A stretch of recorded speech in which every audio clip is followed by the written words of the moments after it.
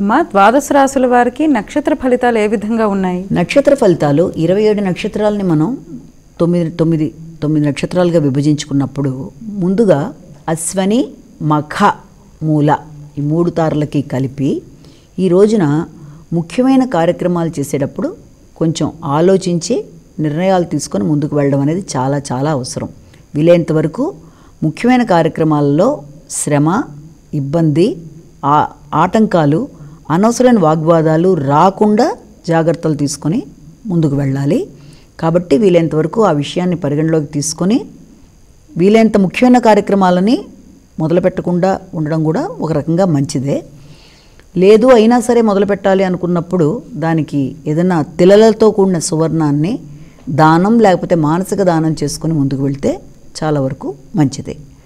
ఇక భరణి, పుబ్బ, పూర్వాషాఢ ఈ నక్షత్రాల వాళ్ళకి అనుకూలంగా ఉంది రాత్రి దాకా సమయం.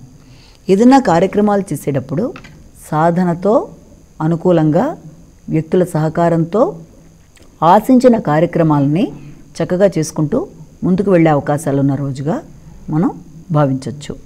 ఇక కృత్తిక, ఉత్తర, ఉత్తరాషాఢ ఈ నక్షత్రాల వాళ్ళకి చేస్తున్న కార్యక్రమాల్లో ఆకస్మికంగా ఆటంకాలు లాంటివి ఏర్పడే అవకాశం ఉంది. కాబట్టి శుభాశుభ మిశ్రమ ఫలితాలు కనబడుతున్నాయి. కాబట్టి వీలైనంత వరకు అలాంటి సమస్యలు రాకుండా జాగ్రత్తలు తీసుకుంటూ ముఖ్యమైన కార్యక్రమాలని చేసే ముందు జాగ్రత్తగా ఆలోచించి నిర్ణయం తీసుకోవడం, వీలైతే వీలైనంత వరకు వాటిని ఉపయోగించుకోకుండా, అంటే ఏదైనా తప్పనిసరి పరిస్థితి చేయాలి అనుకుంటే మాత్రం ఖచ్చితంగా వీళ్ళు ఏదైనా ఉప్పుని దానం చేయడం, ఆ దానం కూడా చేయలేకపోతే మానసికంగానైనా దానం చేసి తప్పనిసరి పరిస్థితుల్లో కొంతవరకు ముందుకు వెళ్ళడం అనేది భావించవచ్చు.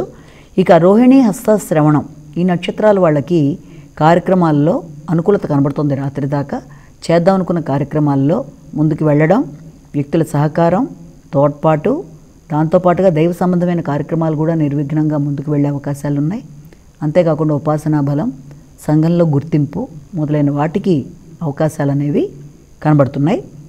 ఇక మృగశిర, చిత్త, ధనిష్ట వీళ్ళకి ముఖ్యమైన కార్యక్రమాల్లో కొంత అనుకోని ఆటంకాలు లాంటి వాటికి అవకాశం ఉంది. కాబట్టి వాదోపవాదాలు రాకుండా, వ్యక్తులతో విభేదాలు లేకుండా జాగ్రత్తలు తీసుకుంటూ ముందుకు వెళ్ళాలి.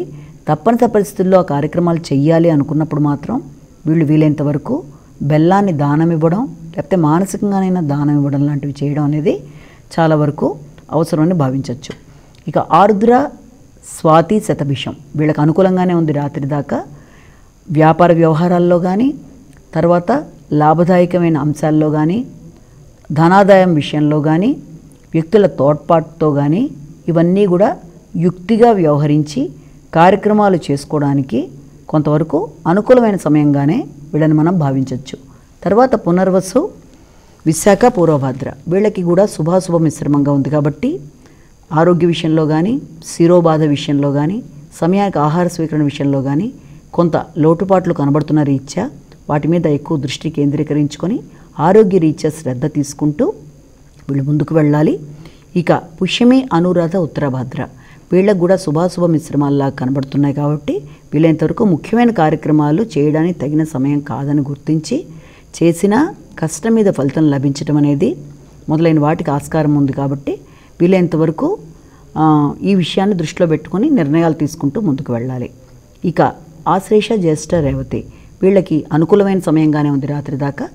చేద్దాం అనుకున్న కార్యక్రమాల్లో కొంతవరకు అనుకూలతే కనబడుతుంది.